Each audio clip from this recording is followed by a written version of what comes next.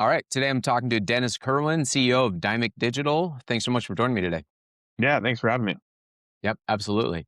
Awesome. Well, I'd really love to just start off, kind of hear more about your background, your story, how you got to starting your own agency. Yeah, so I guess I could rewind back to the company I worked at before starting an agency. Back in 2010, I started working at an Inc. 500 marketing company. They were largely focused on search engine optimization at the time. And kind of their claim to fame was they were number one on Google for SEO company back when it was a national ranking. And so there were a lot of inbound leads coming in. So when I started there, I was I started off in sales and then went into management and a few years into the ride, which was great. It was a fast growing company and a lot of fun, great experience. There started to there were some challenges that started taking place with Google's algorithm updates. You know, for those maybe familiar or not familiar with back in the Google Panda and Penguin days, 2011, 2012. Google started making some big changes, and the company I was working for at the time, as big as they were, they had over 100 employees.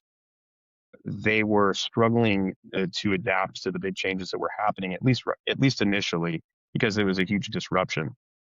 It started to be a little bit chaotic, and just one thing led to another. Started chatting with some other people that work there, and we decided, hey, like let's try to start our own agency, and rather than just focused on SEO, let's do something a little more holistic or end to end, right? Something that one of the things that I used to kind of struggle with, I guess you could say mentally a little bit at the last place I worked at, as much as I loved working there and as much respect as I have for the owners there, is that they didn't really want to get into web design too much. And I felt that that was a missed opportunity because web design really played a big role in SEO. And so if the website's impacting SEO, it's hard not to talk about that when you're selling SEO. And so that was one of the things that when we started Dymic that we wanted to get into right away was web design and development, and how it relates to online visibility for businesses. So that's kind of how we, leaped into starting our own agency. The rest is kind of history from there. Yeah. Did that present any additional challenges? Like, how did you adapt adding on those additional services? Was that, yeah, like what was the process like? Because I always find it interesting of like in the agency, especially a young startup agency, do you go out and specialize in one thing, do that one thing really, really well, and then forget any other services? Or do you try to adapt and kind of stack or grow horizontally with multiple services? Like, how did you approach that process of like, we're not just going to do SEO, but we're all, because I totally agree with you. Like, the SEO companies that have web development, web design integrated with SEO have a better outcome. But like, how did you handle that kind of transition of trying to build out multiple services? Well, yeah, that's a great question because that was immediately one of the challenges that we didn't expect. And it quickly became clear to me, hey, this is why they're not really doing it because it was a lot more complicated than I thought. I used to think that, you could just hire the right people and put them in place. Like, we knew people in the industry. So it was like, I know so-and-so, he's a great designer. Let's hire him. We know this person. And so we started bringing on people that we knew were really good at different things like SEO or web design or web development, for example. And so we started stacking a crew early on. And the one thing that I didn't plan for was the project management side of it. And I used to think that you could just hire the right people to do the job and they would get the job done, not understanding that there quickly becomes a point where it could get messy if it's not highly organized. So rather than, this is where lack of experience, quite frankly, came into play as far as running your own agency, right? It's one thing to work at an agency in management. It's another thing to run every single aspect of a business.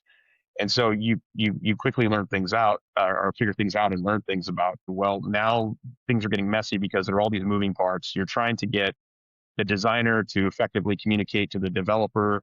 Then there's the disconnect of, how does the sitemap relate to the SEO strategy? And then it just really starts to turn into something you never expected. And so, like a lot of startups, you kind of get started, you break stuff, and then you figure out how to fix it and do it better next time. And there was a lot of that going on at the beginning.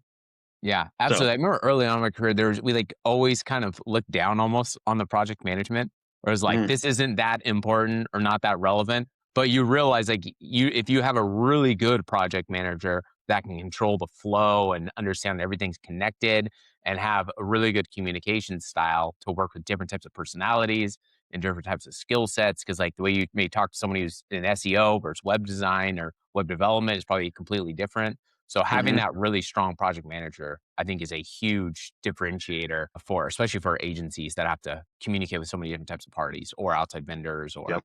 anything like that. You're completely right. It's at least in my experience, it's one of the most underappreciated positions at an agency, and it's arguably one of the most important positions at an agency is to have a really good project manager or project managers, people that, preferably have experience doing it already, and you bring them on board, know how to manage good project management software. There are quite a few out there that are good, and they're all pretty similar. Finding a system that everybody buys into, everybody likes, that you get the team using it, and yeah, just having somebody at the helm that really knows how to manage a campaign, a liaison that can really effectively, like you said, communicate with the team, the client, make sure things aren't slipping through the cracks and things are getting done. So that was probably the biggest learning curve for us at the beginning, was dialing that in. And it took a long time, longer than I'd like to admit, to get it to a place where I'm really confident in the process now. Yeah, absolutely. Because that was also a really big transition of like you mentioned, like working in an agency versus owning an agency. There's a Yeah. lot of dynamic shifts. And one of the biggest ones that I've experienced of doing that same transition of working in an agency to owning an agency was the difference in like how you had to approach like leadership. Like what have you learned about leadership and being a good leader versus like what's like the highlight reel of like a good leader versus an average leader that you've seen over the years? Yeah. I think being a good leader it requires really understanding what everybody's doing and not just telling people to get stuff done, but actually figuring out, being able to. It's almost like the example I give sometimes. It kind of reminds me back in the days, like back in high school and just out of high school. Like a lot of people, you find yourself working in a restaurant at some point in time, right? And I remember the manager of the restaurant always knew how to do everything, right? They were part of the training process of becoming a manager was learning how to, every aspect of doing the dishes, every aspect of cooking the food, and so on. And it's not just because, if somebody misses work, you could step in and do it. Sure, that's part of it. But the other part of it is just understanding how everything operates, and also that level of respect of knowing what they're going through. Really understanding, hey, they're in the restaurant example, it's like, hey, they're this guy's washing a lot of dishes. We're high volume right now. It's very stressful. Like, let's see if you can give him a hand. Hey, the people in the kitchen are really busy right now. They're kicking out a lot of food. This is prime time, etc. But really, just having that respect and that understanding and that empathy of what they're going through, and being able to really feel it. And I think that applies to other businesses too, like ours. A common thing I see agencies do, and I've seen over the years, is that, speaking of project managers, people being in that role stacked with too many clients. Getting 50 clients for one project manager. I mean, it's insane, right? So if you haven't been in their shoes before, you don't really understand how impossible that is. And it's easy to oversimplify things and say, well, it's not that complicated. You're just doing this, this, and this, right? But there's a lot more to it, and you don't really know what else there is in that position unless you've experienced it more. And that kind of circles back to what I was saying about the early days of our company. Admittedly, so I had the tendency to just oversimplify things. Like when it came to design and development, I used to think, if the client tells you this is what they want it to look like, and you know how to design that, and then you're giving that design over to the developer, they just develop it, right? That's it. In my mind, it was simple. But then when you go in and you see what they're doing, and you go down to the level of coding, or what happens when you change a web page, and how that impacts if you're working with a foundational template, and how that can really disrupt things within that template. And I mean, there are just so many layers of it. The rabbit hole goes deep, as they say, and these things a lot deeper than people realize until they roll up their sleeves and they get in the trenches and do a little bit of it themselves, or at least, rabbit, back in the old days when we started our agency, people came into the office every day. We'd, sit in the chair next to them and see what they're doing. I mean, when you start to see that, then you start to have a lot more respect and understanding of what they're going through. And then you can actually, as a leader, not only share that mutual respect with that person that's working with you on the team, but also you can make better decisions. You can make, that that's too many clients. So you're not going to stack somebody with that many clients, because you know that client retention is going to pay a price because clients aren't going to get the attention that they need. Things are going to get sloppy. People are going to make mistakes. And so by understanding each role truly, you can build the agency better. And that's something I learned early on. Yeah, absolutely. Because there's so much nuance within each role of those small details that make a big difference. That if you're not in the day to day and you don't know, it's hard to make decisions around those. And I think that's just a good example of leading from the front. Like a good leader, I always think is like somebody who leads from the front, doesn't have an ego, and that's somebody who's willing to like jump in and solve any problem that Hmm. is needed at the agency. Because I always kind of view as like my goal is to put out the biggest fire at the agency. Like whatever's the biggest issue, I need to put that out. Like the biggest problems roll uphill. Hmm. I think for really good leaders that can solve them and aren't going to run away from them, but actually like dive in and solve them. Yeah, Versus for I think sure. other leaders will run away from the problem and just Right. hope somebody else figures it out. Uh, I think another thing that kind of mentioned, like agent or some people, project managers, other agents like will load up one project manager or their staff with too many accounts and clients. And I think the big challenge with that, and curious your thoughts on this, is just underpricing projects to Hmm. get, and then they try to play this volume game versus a quality game. Like, are agencies? Do you think most of that time is like agencies underpricing their packages, taking on too much volume that they can't handle, and then they can't deliver because their staff's overwhelmed. And then that ends up being bad retention, which I think one of the key metric of a good agency is like, what's your client retention rate, right? And that, so then you kind of get stuck in between of trying to get lower priced, high volume clients and lower price packages, but then you can't keep them because your staff can't maintain them. Have you dealt with that? Or what do you think the solution is for like agencies kind of stuck in that Yeah, battle? we for sure dealt with that. I think it comes down to the project management again. I mean, even recently, this is something that we've really drilled down on. I mean, when you talk about it's been a evolving challenge because when we started this agency, I feel like campaigns were a lot more simple compared to how they are now. And now we have, often our campaigns involve multiple services, everything from, web design to search engine optimization to, paid media campaigns and so on. And so there are a lot of moving parts. And when you start to build these campaigns out in the project management software, being able to accurately calculate employee bandwidth and how much time they're actually spending on campaigns without micromanaging too, right? You don't want employees, in my opinion, most don't want to feel like they have to, have AI recording every move they make with the keyboard, or turning on some kind of timer when they start working on a project and allocating that time to a project, right? So there's a fine line of people feeling like they're under a microscope and also being able to accurately calculate how long something should take. And a lot of that comes from experience and just knowing how long something should take because you've been there, done that, and 100 times. And so, I think a lot of agencies, especially newer ones, struggle with that because they don't know what they don't know. And so we've gotten a lot better at that over the years, albeit as services change, we're always recalibrating and figuring out roughly speaking how long things take. But at the same time, it's also about having people work at your agency that you can trust, people that you rely on, people that aren't trying to take advantage of, the clock, or people that are really in it to win it like you, that want to get the job done.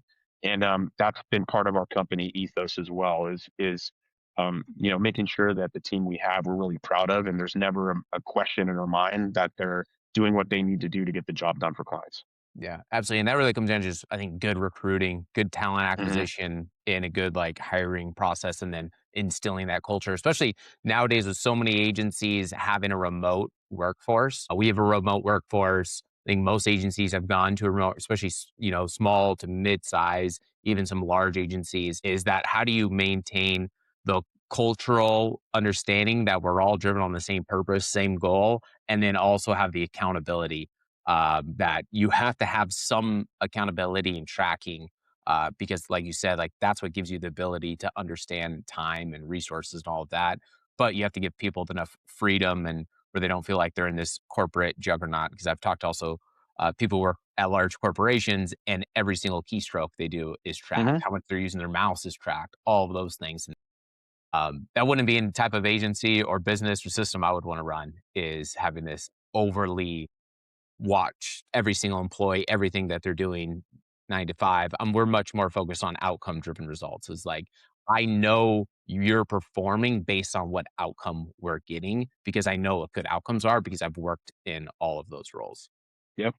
That's exactly what we've evolved into as well. I mean, it was like a lot of agencies, we experienced the whole COVID transition period, right? So we used to have a really nice creative office, big facility. I think it was like our office was, I don't know, 4,000 square feet or something. We had it was the penthouse suite. It was like, it had the curb appeal, and people would back then occasionally come into the office randomly, find you on Google Maps, come in, and they would, be greeted by our, the receptionist at the front, sit in a chair in the lobby, come into our conference room, and we'd have meetings all the time. And then all of a sudden, the world changed instantly, and everyone went remote, like you said.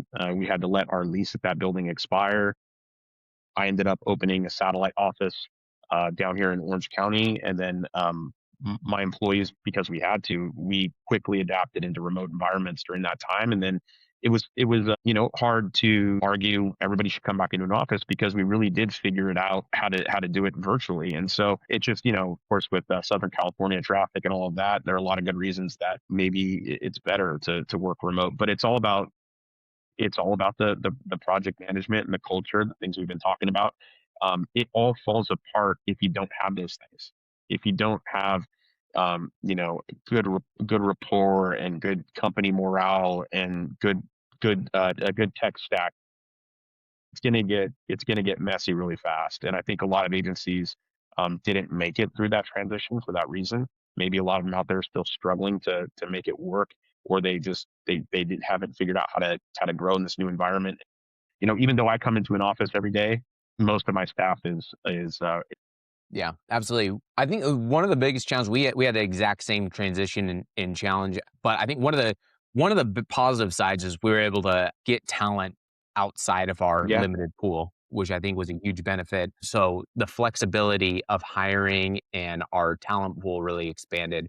I think one of the biggest challenges is like how do you maintain a cultural connection? Because like the office immediately gives you like deep, familiar connection Mhm. with staff and team and you kind of can align a culture better.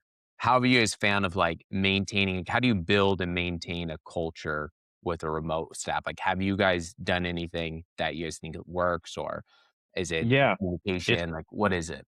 I mean, it's probably never going to be, in my opinion, as good as coming into an office, but I would say ours is pretty darn good. Yeah. We've worked on that a lot. So we have weekly company meeting every Wednesday morning where we just get together and we all talk about what we did over the weekend, and we just hang out in a big virtual environment, and we get on the Zoom squares and we all talk, but we each have our moment where we talk for 10 minutes about what we did last weekend. And I mean, it really brings in the personal connection to everyone that works at our company. And so we actually have full-time employees now in other countries, other states. And, like you said before, it used to just be local pool only because you'd have to say, okay, people willing to drive to your office, and you got to be kind of close to the city. And so thankfully in LA, we were able to get pretty talented people kind of being out here where in California, where a lot of these tech companies and stuff start. So there are a lot of people out there in our space. So it wasn't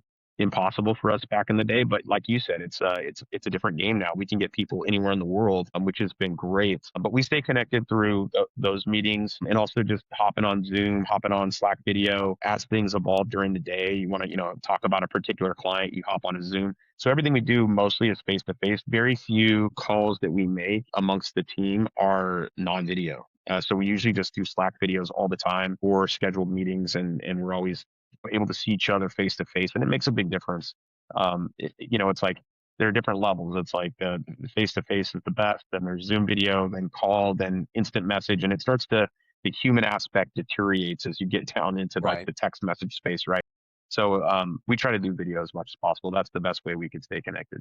Yeah, absolutely. It's so interesting. We like never did video calls or conference calls before 2020, but like, and Yeah. then afterwards, like it's only video calls. just an interesting transition where it's like we used to do a lot more just conference, regular phone calls, and then a lot of in-person meetings, of course. But now it's all video conference calls always, which is that's the best closest thing I agree, besides face to face.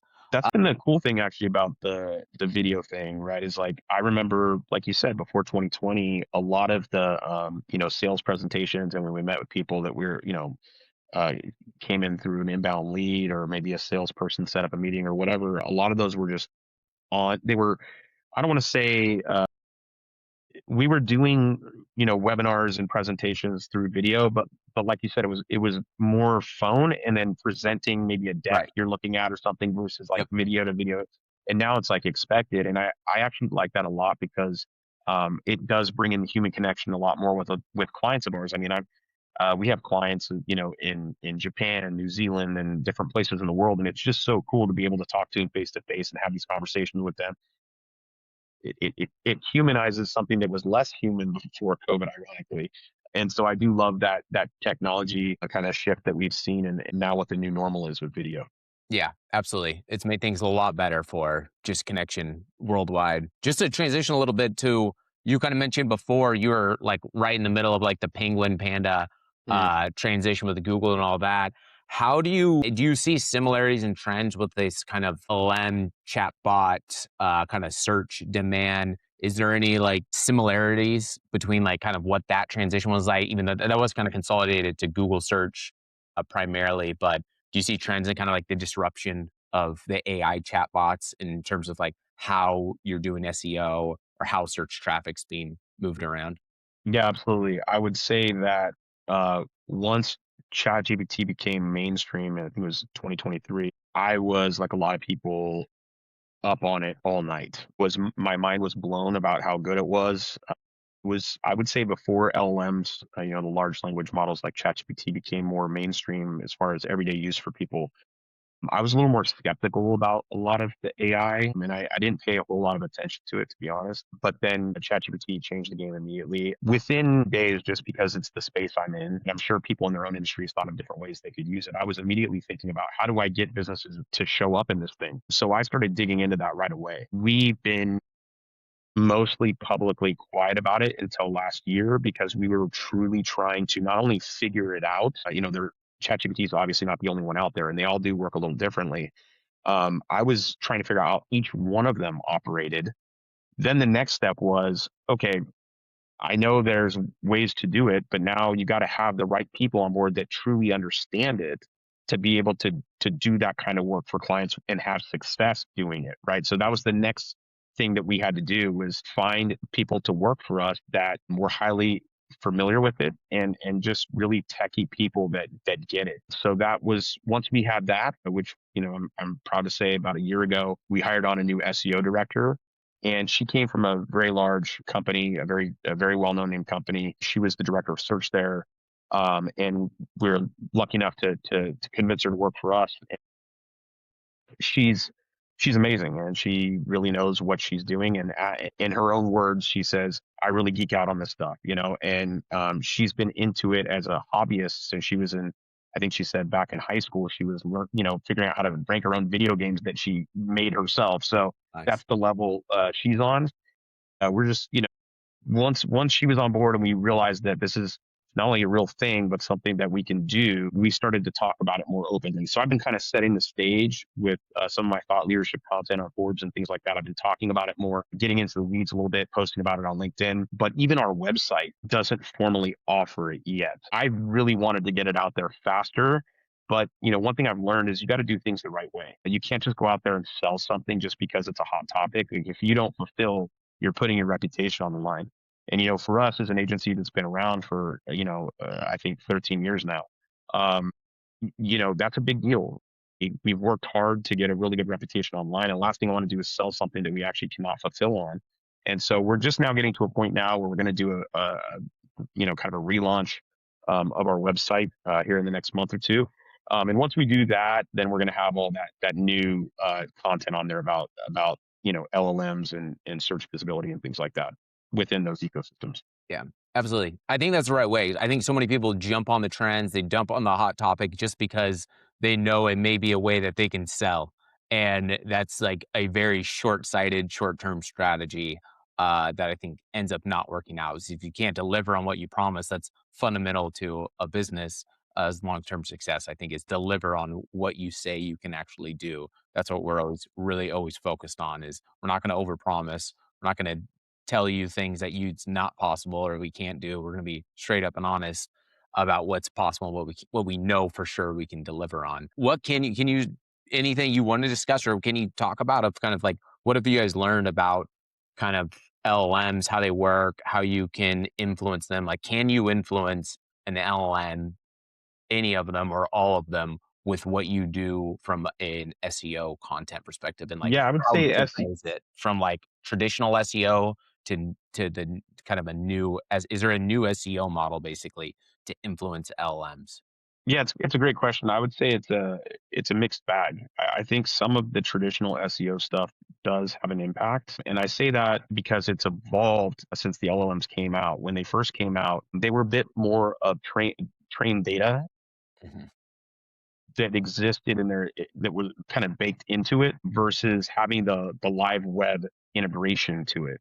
And so now you're seeing, these chatbots where they have real-time capabilities where they can surf the web and use the training data at the same time. And so once you get into the real web stuff, you start to get into more of the SEO realm. As far as the training data, that's more of like when they do major updates, right? Maybe every couple months you see, 5.2 just came out or, whatever it is, whichever model we're talking about, right? And it's when they do those updates, the core knowledge, so to speak, has been updated. And so those updates, you can get into those by building out meaningful citations online. So in my case, just because we're talking about it, if I write a Forbes article, right, that Forbes article is a meaningful enough citation where it could actually make it into the training data. So finding opportunities like that for clients where they could write thought leadership, where they could flex their expertise on platforms that matter. That's how you kind of get into the training data, just to put it simply without getting too deep into the weeds. The SEO part of it is still relevant on the live search, web search part of it. And so you have to pay attention to which browser is it using. Is it are the what's the core? Is it Google? Is it Bing? What are they pulling from? And then what matters to those search engines? And that kind of traditional SEO could play a role in that aspect of it, but it's really a hybrid. Got it. And so that's like the simplest way I could explain it, I think. But I would say for some of the more detailed elements of it, I try to unpack that a little bit in my articles and on LinkedIn. I think that's a good place for anybody listening to this podcast where they can get into more of those you know granular details of how it operates or Yeah. how they operate. Yeah, absolutely. That makes sense. That's why I've talked to a lot of different people and their perspectives on this, and that's what it seems to be is like they still go to like authority sites. So the citations, the content on those authority sites have a big impact and influence, right? But yeah, Hmm. the live search thing's interesting because I remember when it first came out, it would always say that the data or the information's only up to like a certain date. And it was Yeah, usually like a year or 2 years behind. So anything you're doing now wasn't up to date, but I actually didn't even realize that much that now you have a live search features and capabilities, right? So now it can read websites or it's crawling the internet and getting live up to date website data and information in order to incorporate that into the chat responses. yeah, it's kind of a hybrid, so it's not dated like like you said. And I remember originally it was, and it was kind of weird. It almost felt inferior to Google because in some ways, I mean, it was still mind blowing the way it operated, but Sure. when it came to getting stuff that was current, it was behind a bit. And I once that and I knew it was coming once that web integration started happening for real time stuff. I was like, okay, now the game's really changing. It's very different now. And so that's the big shift. Kind of circling back to what you asked when you talk about disruption. I think when I started working at the previous agency I was at, that was the time where people were sort of leaving the yellow pages era and going to the Google world. And Google was, the big dog. And in a lot of ways they still are. But that was the big disruption that was happening. And how do you get on Google, and the ads, the SEO and the organic, et cetera. And then, speaking of Google, once AI overviews came into the scene, where you're getting these AI summaries, I think it was 2024 when that started showing up. Then all of a sudden, website traffic started dropping through the floor for a lot of people because they had agencies for so many years building all this top of funnel content with these blogs, right? Like how to do this or this basic information that is really that strategy on its own it dies on the vine now because it's not only not really working. If it is, it's oftentimes just being part of a summary. When you see an AI summary, oftentimes it's a hybrid of several different pieces of content off multiple websites that gets buried. So the people aren't even getting most of the time a click to their website, even if they are showing up in the summary. And most people don't even feel the need to click through a website anyways if they got the answer of what they're looking for there. When that happened in 2024, we started thinking more, okay, as we write content for clients, you know, let's think more middle of funnel, bottom of funnel, where AI overviews isn't coming up because then you're still getting websites, to show up in the blue links on Google.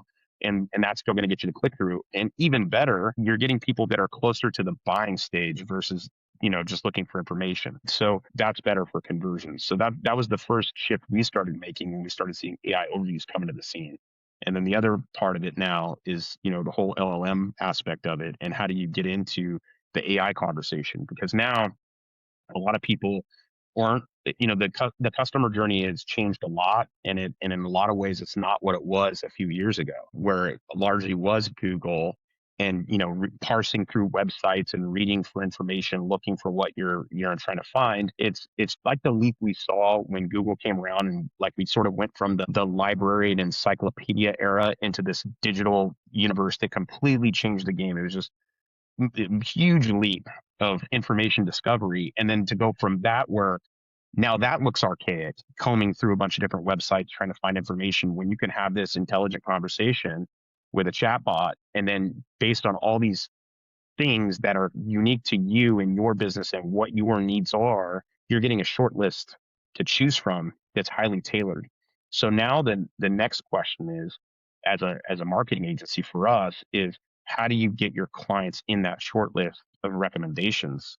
That's where it's at. Because the last thing I'll say on that is, Ahrefs last year did a study on traffic coming from LLMs like ChatGPT versus your traditional traffic from Google, let's say. I mean, we're talking about arguably 20x conversion rate when Wow. the AI gods, so to speak, are telling you this is the company you should work with based on your needs. It feels different when ChatGPT tells you this is the company that you need to work with for what you're talking about versus Google search, combing through ads, combing through a bunch of websites, and then trying to do your best to make a decision on what you think is best. It's a totally different experience. And so that's what's really exciting to me is getting clients into that because the power of it is That's unbelievable. I didn't even think about that. That's such a great highlight of the difference in that traffic, because that was what I was gonna kinda was curious to your thoughts on was, like, how much more traffic are you seeing organically come in from ChatGPT and other LLMs versus is Google? And if you're gonna 20x increase on a conversion rate from ChatGPT traffic versus, like, your traditional organic traffic, that is a significant improvement and just shows you how much more valuable that traffic is. But it does make sense if you look at it through the lens of how most consumers make buying decisions. The number one always is friends and family referrals and recommendations, right? And I think people look at the chat bot as essentially like a referral source, a trusted referral source up there with friends and family. I wonder if there's any of those studies that have came out that shows that of like where do people go to make trusted buying decisions? And I bet the LLM chatbots are going to be ranked high up there over the next coming years. But that makes so much sense when you look at it through those lens of like it's friends and family usually, and then it would be like organic search, and there would be paid ads, or it'd be other recommendations and things like that. So that makes a Yeah. lot of sense. It's a good way. I mean, it's a great metaphor example you gave there is like, it almost does have that kind of effect, right? I mean, it feels like you're talking to somebody, this all knowing being, right? Yeah, It kind of has that super feeling expert. to it. Yeah. I mean, heck, I mean, a lot of people are even going as far as using the voice side of it and choosing the personality voice on their chat GPT. And so it's like they're talking to somebody and this somebody seems to have all the answers. So rather than talking to In my case, I used to always call my grandma. She's an old wise. You learn a lot from her, right? And now it's like, well, you don't have to trouble grandma. I can just go right on a chat GPT and get an answer to anything really fast, right? So I think I've noticed before I even read that article, I felt like that was such a power move to get into that. And that's why I was so bullish on, like, how do we get in here? How do we get clients in here? Because this is gonna make a huge difference for clients. Right now, what we're seeing is there's still less traffic that's coming from LLMs to websites versus other forms of advertising or Google or what have you. That's changing quickly. That traffic that is coming from the LLMs, which my agency knows how to track that. I know some out there do. We could see that LLM traffic. That traffic is converting at a much higher rate than other forms of traffic. So even though it might be less traffic, it's more meaningful traffic. Yeah, absolutely. And if your goal is not to get traffic, but to get customers, that's a very important metric to track is how many customers am I getting out of this traffic source? But yeah, that's what I want to ask. Like, what would you be what's your recommendation to brands nowadays, medium to large brands that are trying to get more customers? What should they do from like an SEO marketing strategy? Like, does traditional SEO still make a big impact? Should they go all in trying to influence the AI chatbots? Like, what's the approach? Because especially when we look at it from like, we always looking at traffic. We obviously look at all our paid traffic since we primarily focus in the paid media space, but we can obviously see our paid traffic and then we see the organic. And what we keep seeing over and over again is like the rise in the chatbot traffic and all that. So, like, what's your general like kind of recommendation brand that you recommend to brands in terms of how they should approach trying to get organic traffic? Yeah, I mean, I think I always try to, sort of go back to the basics initially, and I think about something we've been hearing for years, right? As the buyer's journey. Yeah. Every industry, every client, it's going to have a unique way that they typically find clients or clients find them, and really understanding that path, where their customers are looking to find businesses like theirs, and then making sure that the client is in those places. I wouldn't say that, uh, you know, LLMs are always front and center for us to focus. I think the first thing that we do from a strategic perspective is getting to know the client at a very deep level. And so oftentimes we find that we do, two or three discovery calls sometimes. Sometimes it's one, but sometimes, I mean, it's like two or three hour and a half meetings of really digging in before we even present a proposal or strategy. And I think where a lot of agencies out there are, falling behind is that a lot of them are tactic first. So Yeah. they have something that they specialize in, which is great, but everything's going to be sort of biased to whatever their tactics are that they're using versus what's actually going to work for the client. So it's not always necessarily the first thing I'm thinking about. The first thing I'm thinking about is, how do the gears turn at this company? What's going to move the needle?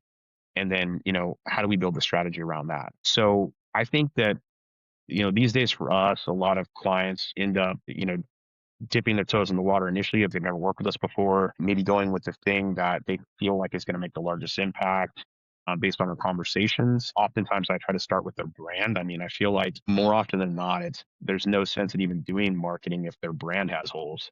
So thinking about, like, what does the website look like? People still do go to websites.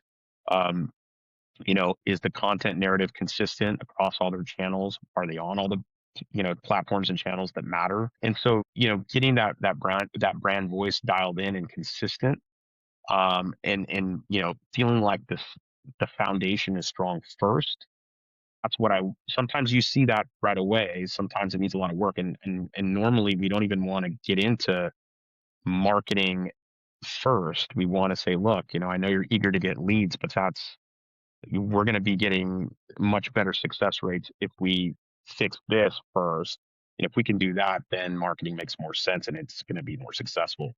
So I don't know if that exactly answers your question per se, but we really try to look at everything in a very strategic way and a holistic approach and what we think is going to work for each individual client's needs rather than just, the LLM part of it. Yeah, no, absolutely. Yeah, I think that's fundamental to any like really good strategy is like, or do you have the foundation built up? And I think that's like a lot of people are talking about like, oh, AI is going to do all these different jobs, but I think the piece that it's really still going to take really good human ingenuity is that strategic part of understanding where is a brand, what are the holes from a bigger macro perspective, and how do you fill those, and like what's the right approach Yeah. because otherwise you end up going just pure tactical and then focusing on the execution rather than the foundation that a brand really needs to take them through on a longer period of time. So I totally agree with that. And we see it oftentimes, especially from like a paid perspective. A lot of clients will come and want to run paid, but if they don't have a good ads, they don't have good content that matches up and aligns with their offer and their landing page. It's like all of those things are the foundation that your SEO traffic, your paid traffic, all of this is not going to be valuable if you don't have that fundamental brand kind of messaging and offer your avatar down, all of those things. So Hmm. those are always the foundational pieces I think have to be built before you go into the tactical execution. How do we get traffic? Yep. 100%. What do you kinda see is what's the big other than obviously, we talked a lot about the LLMs and the chat. Anything else that you kinda see coming over the next, like, 2 to 3 years, 5 years? Like, what do you kinda see as the big opportunities in the marketing space? Yeah, I mean, I think right now that one is big. I think that AI is changing the world at increasingly rapid pace, and I think that's kind of the mantra on our website, even though it's going to be updated again soon. I think a lot of it is still very relevant about the pace of change and disruption, and I think it's just all been accelerated. I mean, once everybody was pushed into remote environments and everything goes digital, right? I mean, that just really forced something that was already in motion, but I think it really accelerated the pace of change. And now there's no stopping it. And I think that it's more important than ever for both businesses and agencies to really keep their finger on the pulse with change and don't think that the way you've been doing things is going to keep working because you'll quickly find yourself in a really tough spot. I think that that's what we're always doing. That's what keeps us up at night is trying to stay on that bleeding edge of where the puck's going, not where it is. And so yeah, just it's hard to say where we're going to be in a few years. I think right now, AI is clearly making a huge impact on the search journey or the buyer's journey and how they're making decisions and how they're deciding who they want to work with. And I think it's really important for people just to sit down and really map out, maybe even ask around, ask clients, ask family and friends, whatever, young people, right? It's like, how are you finding things? And then does it relate to your business? Because some people still have a much older demographic as the client and some have younger. And so there are a lot of variables, but I think to put it simply, you really have to know how your buyer's changing, how the consumer's changing in your vertical, and then figure out what you need to do to stay relevant. That's the big thing.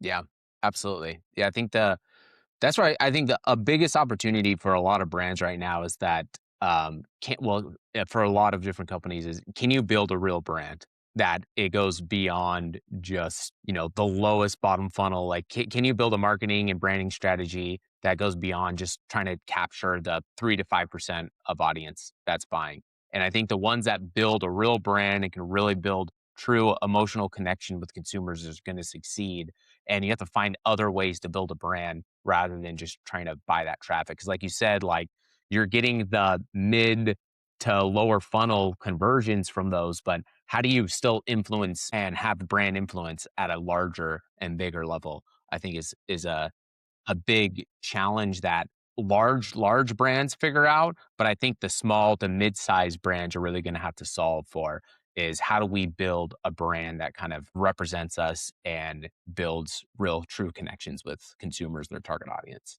You're absolutely right. That's also very important. Yeah. Cool. If you could give yourself one piece of advice to your younger self when you're starting your agency or early on in your career, what do you think that piece of advice would be? Well, the first one would be listen to those project managers at my old agency who were telling me to buy Bitcoin in 2011. That would be the first thing. Yeah, that So would help. that was a huge mistake that I made thinking that that was a joke. Yep. without even knowing anything about it. So that would be the first thing is have an open mind and listen to people who are smarter than you. So yeah, that was that one always when I think of when I got into my first agency experience was that was early on. I was hearing Bitcoin, Bitcoin, Bitcoin. Yeah, a lot I of know that's chatter not back exactly then. what you're asking. Yep. Like, that's not Um, gonna be anything. yeah, yeah. So as far as going back and starting this agency, I think it really, it circles back to what we were talking about at the beginning of the conversation. And, that is really making sure the foundation is tight, getting in, really trying to understand everything that you're doing at a deep level, and not just, selling first and figuring it out later. I think we did that a bit at the beginning. We did a lot of selling as, myself and the founders of this company are truly our roots go into sales most of our career. And so it's easy to have that mindset. You got to put fuel in the gas tank. You got to, there's the car doesn't go anywhere without that. But the car's got to work too. The car's got to be it's got to have a good engine and it's all that stuff. So I think that's something I've learned is that don't underestimate the value of a good foundation. Yes, you gotta still generate leads and bring in new business, but it's super important that you don't sell things that are just inevitably going to fail and jeopardize your reputation. And so being really good at really becoming a master of what you do and understanding what you do, and then selling things that you and your team can deliver on. So that would be more or less, I think, what I'd tell my younger self that was a little bit more full of himself and what he could do and what he couldn't do. Yeah. Absolutely, especially starting out, it's like, you need sales. Like, you just need to hit the pavement, get sales, 'cause that's what's gonna allow you to build. But yeah, at some point, like, you have to build out an efficient delivery and operations system because that's what's gonna help you with retention, which I think is so extremely valuable, especially for agencies that generally have fewer number of clients or bigger contracts. You don't wanna lose those because any one you lose can be damaging. So Yeah. retention's only gonna be built in if you can deliver and you build good relationships and you have good operations. Yeah. The last thing I'll say about that is like when you do that, it's almost like you're building a house of cards. You're selling all these deals and you're relying on all these kind of half-baked ways of managing campaigns, and then at a certain point, it just breaks, right? So, and then it becomes a big mess that you got to clean up. And so, by having that tighter foundation and deeper understanding of the way everything works, it'll prevent big messes down the road. Yep, absolutely. Right on. Awesome. Dennis, any way people could connect with you or work with you? Yeah, yeah. Thanks for asking. Yeah, our website is dymic.com, dymic.com. Look out for the newer site coming out soon, hopefully by the end of Q1 here in 2026. And then, yeah, I'm trying to every single week I post up on LinkedIn. I try to make it useful. The first thing I think about is like, is this really providing value? Does this give people real insights that they could find that are useful? So I try to be mindful of that. So I would say you can get some good stuff sometimes from me on my LinkedIn, and then I try to publish articles on Forbes about once a month is the goal. Sometimes it ends up being once every couple months. But if you look me up on Forbes, you can see content I've created all the way back to 2016. But I'd focus more on the stuff from last year or so, just because things change so fast. Appreciate it. Thanks, Dennis. Thanks, James.